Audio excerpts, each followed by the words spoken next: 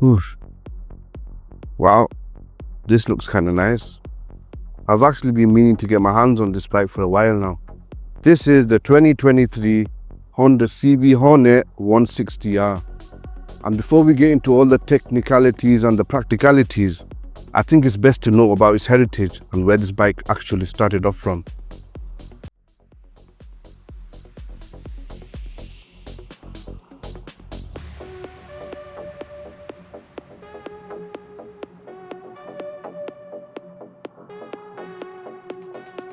In the late 1990s, Honda was at a crossroads.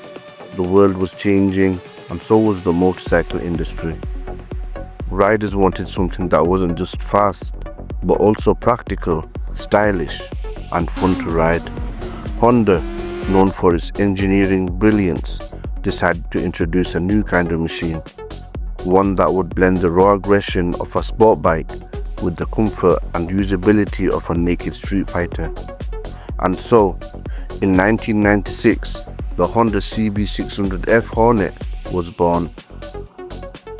This new motorcycle, nicknamed Hornet for its nimble handling and sharp stinging power, quickly became a favorite among riders, especially in Europe and Japan. With its 600cc inline-4 engine borrowed from the legendary CBR 600F, the CB Hornet was fast, agile, and strikingly aggressive. It was a bike that didn't just ride through the streets, it owned them. Soon, an even more powerful version, the CB 900F Hornet, hit the roads in 2001, solidifying the Hornet's reputation as a high-performance street machine. But while these bigger Hornets dominated Western markets, something different was happening in South Asia, in countries like India, Bangladesh, and Indonesia. Riders weren't looking for large, high-performance machines. They needed something smaller, fuel-efficient, and affordable. But they also wanted a bike that looked powerful, aggressive, and modern. Honda knew it was time to bring the Hornet spirit to a new generation of riders. That's when the idea for the CB Hornet 160R was born.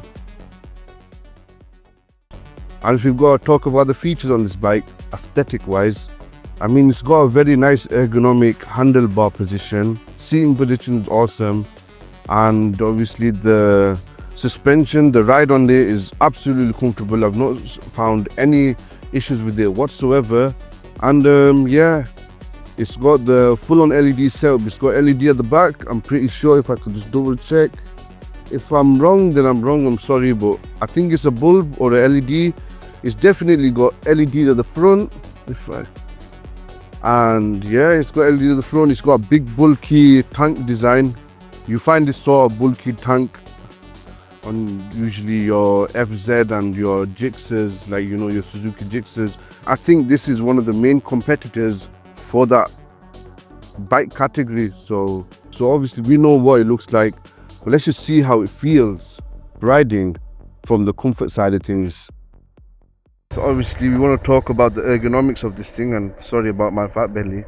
I've been eating quite a bit this past Ramadan. Wakey, you fat fuck! Yeah! And this is the gentleman's bike, by the way. Thank you. Thank you, bye. And he's the owner of the bike. So obviously, yeah. One thing that I realized about Chinese bikes / Indian bikes is that the position tends to make you put a lot of pressure onto the front handlebars. I mean, it might be good for cornering, suspension, like how the suspension works in the corners, but it's not particularly comfortable. Whereas this, you're really relaxed, you're not really hanging off it, and you're not really leaning too much onto the handlebars. And yeah, so obviously the suspension is decent, can't go wrong. Plus you gotta remember, it is a Japanese bike, so it's gonna have a set of premium suspension from the showroom, and it's not gonna be one of them cheap forks that you get on like your Bajaj Pulses and whatnot. But yeah, so we're just here to talk about the ergonomics, how this bike really feels on the comfort side of things. It's really nice. It's not too soft on the suspension. I mean, the front is kind of stiff, but obviously it cushions the bumps when you need it to, and the back is pretty stiff, I'd be honest with you. It's not the comfiest place to be at the back, suspension wise.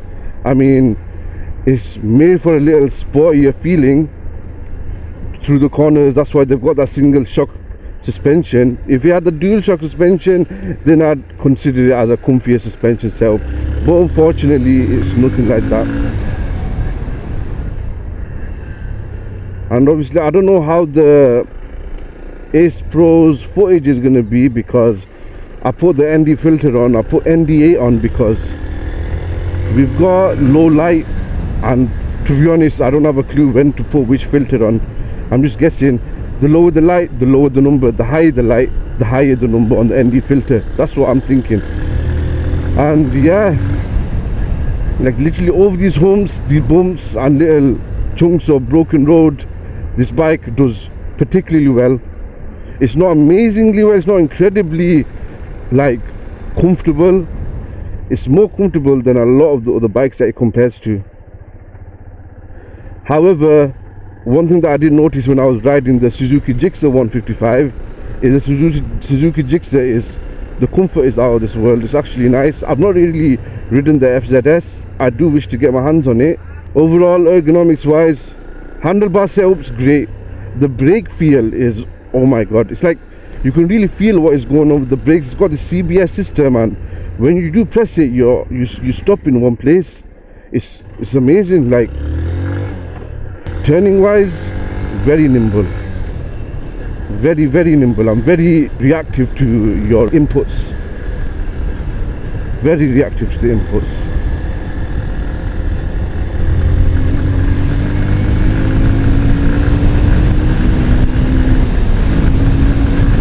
So yeah,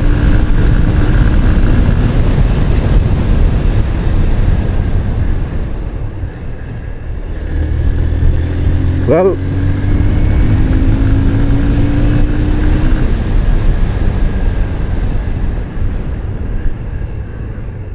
and one thing I realized about this bike, it's super fuel efficient now, and I've had this bike with me for like 3-4 days right now while I was editing and making this video. We've had this bike for 3-4 days, and the fuel has always been on reserve. I'm not even gonna lie to you, it's doing a great job at conserving the fuel. This is a very nice place to be. Apart from the few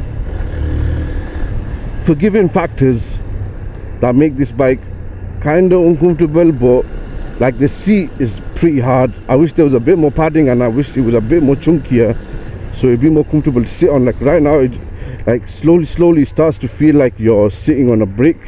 It does get hard over time, but obviously that's more or less what you guys need to know on the comfort side of things. You might be wondering, what is this bike's on paper specifications? But for me to answer that question, I'd need to cook you to a voiceover and read the details out for you.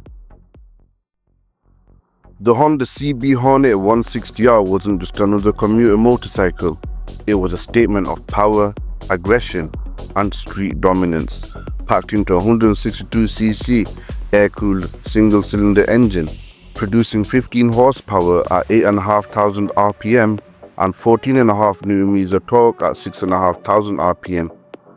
This machine had the perfect balance of performance and efficiency, making it ideal for both city sprints and highway cruising.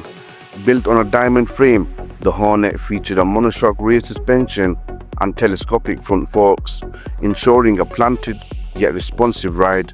But what truly sets it apart is its bold design, featuring a muscular fuel tank, a sharp LED X-shaped taillight, and a fully digital instrument cluster, giving it a modern edge over its rivals. Braking was just as impressive, with a 276mm front disc and an optional 220mm rear disc, paired with either Honda CBS or a single-channel ABS setup for enhanced safety.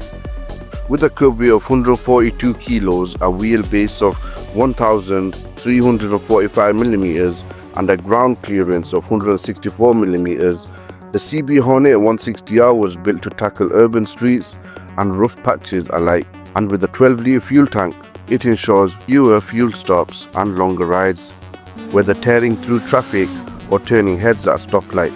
The CB Hornet 160R was more than just a motorcycle. It was Honda's bold answer to the growing demand for stylish, high-performance street fighters in the 160cc segment. So that is the on-paper statistics. You might be wondering what it's actually like to ride in real life. I would also wonder the same thing. So obviously, to answer your question there, I'd have to cut back to Bosi for the POV drive and its first impressions on what the bike is actually like to ride. So, if we're going to talk about the first bit of performance, I would want to talk about the brakes. One, because brakes are a very big important factor in having a performance motorcycle. The higher the power, the bigger the brakes should be. The brake bite should be better, the brake feel should be a lot better, and overall the braking performance should be a lot better. Like when I'm braking here, like it just stops when I need it to stop. The brakes are not jerking, they're not vibrating, it's just very smooth on the brakes. It just feels like a really premium setup here on the brake side of things, and this is that's one of the main best features about this bike that I really like.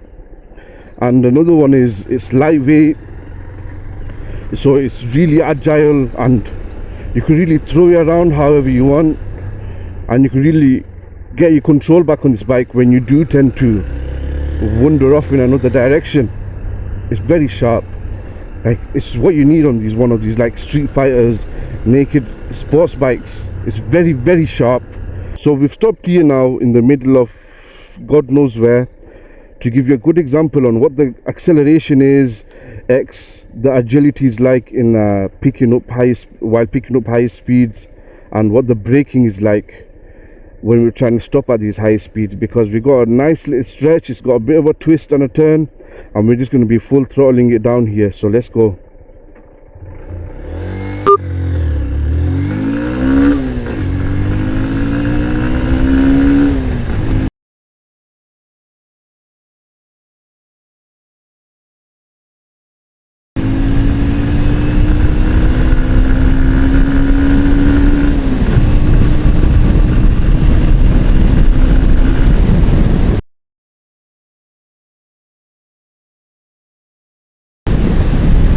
So that's 85 that we hit on the clock. I'm sure of it, 85 or 84, and obviously on the screen it'll tell you in how many seconds we've hit 60, and so on and so on. So as soon as I hit the brakes, it really helped me slow down very well. And the tires, wow, like, I mean, they're not the best tires, but they do a sick job, you know, like, are really sticking me to the road. So obviously, power wise, it's a smooth power delivery. Like, I'd want to explain this to you guys as best as I could. It's an efficient bike. It's for people that want to like be more fuel efficient. It's not really the best sportiest contender in its category. It's more on the fuel efficient side, comfort side of things, and mainly because while saving fuel, you tend to lose out on some of the sporty factors, whereas like the puncher power, the quicker response, and like, you know, if you're trying to save fuel, you can't be as fast. If you're trying to be fast, you can't save as much fuel. It's just simple as it can get. And obviously you can do these mods to it by changing and messing around with the ECU, but generally I'd like a stock bike. I like how the engine runs, and we're just talking about how the stock bike feels, not a modded bike. But obviously there is where you can flash the ECU and you can change it to eco mode and make it more power, but that's just messing around with the stock computer electronics. But yeah, like, it does pick up, don't get me wrong, it picks up speed, it doesn't stop there. It would have picked up more, but because we have a limited amount of road, I had to eventually press my brake and stop accelerating. And one thing about its acceleration is that it's not sharp, it doesn't dart you, it's like a quick, gradual, smooth. The word smooth is what I'm trying to aim to you guys at, is because smooth as in it's getting up nicely. It's not intimidating you with its power or its sharp stinging performance, because it's not the 600cc, it's the 160cc. People use this on a day-to-day life. They use it every day, like, you know, whereas 600cc, they're not really made for these types of countries, because people are more dependent on motorcycles than they are on cars. And yeah, like, this is what it is. It's just a very smooth, powerful bike that gradually picks up power. And one thing you got to remember, it's not the cc's that connotes what power it, how much power it is and whatnot. cc can just be the size of the engine. For example, look at the Royal Enfield, for example. It's got a 350cc engine, but there's a lot of 165cc motorbikes that will absolutely throw that bike in the bin. It's not all about the engine, it's the tune on the engine, how the engine is set up. That's what creates the power in the bike. That's how the power output is really delivered. So if this bike was tuned to deliver a lot of power, you would tend to lose that comfortable pickup, smooth pickup, because it's trying to deliver as much power as soon as it can. Whereas it's got torque, it's not got heaps amount of torque. The torque is what helps it gradually, smoothly deliver its power. And yeah, man, like, I really do like feel comfortable riding this bike, but I don't know, man, it just lacks that character. And it just might be me, because I'm not a fan of these sensible bikes. I'm a fan of bikes that are more aggressive, more sharp and more punchy, whereas these bikes are just like for the smooth everyday lad who wants to get about, do his daily chores and whatnot on his bike. Comparing it to the Gixxer is up there, man. This doesn't come anywhere close. Power wise, it is similar, but this just fails a bit because it's just too smooth on the pickups. It would have been a lot better if it was just a lot sharper. That's gotta be the end of this little real life impression on the power and the suspension setup, on how the bike's really put together. Don't get me wrong, the bike is put together very well. It's just this throttle, like I twist the throttle and it's gradual. It's not like a crazy pickup where it snaps you back and it's going to pop a wheelie or something. It's nothing like that. It's just very comfortable. I'll give you a prime example. Rolls-Royce with his V12 or W12 engine, whatever it is. It's a big engine, don't get me wrong, but the engine is refined and tuned to be smooth, not snappy and powerful. It is powerful, don't get me wrong, but it's not snappy. It's a gradually smooth pickup that eventually gets faster and faster. And this is what this bike really is. And obviously, if you guys think otherwise, then I'm sorry, you're just wrong. The bike it lacks the character because this bike is made for a different type of audience, someone more sensible. And obviously we're not sensible around here, we do crazy shit. It's just the way it delivers the power, for me, is a big letdown. The Honda CB Hornet 160R, a well-executed attempt by Honda to bring a stylish and aggressive-looking Streetfighter to the commuter segment. It had the right ingredients: a refined 162cc engine, muscular styling, a digital instrument cluster, and a wide rear tire, making it an attractive choice for younger riders. It struck a fine balance between performance, fuel efficiency, and daily usability, ensuring Honda's reliability and longevity. However, despite these strengths, the CB Hornet 160R lacked a distinct character that could set it apart from its competitors in a meaningful way. One of the biggest drawbacks was its lack of excitement in the riding experience. The engine, while it was smooth, it felt slightly underpowered compared to rivals like the Suzuki Gixxer 155 and the yet-to-ride Yamaha FZS, both of which offer a more engaging throttle response and spirited performance. The 5-speed gearbox also felt limiting, especially on highways, where an extra gear would have enhanced the ride. Additionally, while the bike did have a bold design, it didn't bring any groundbreaking innovation to the segment, often feeling like a safe choice rather than an exciting one.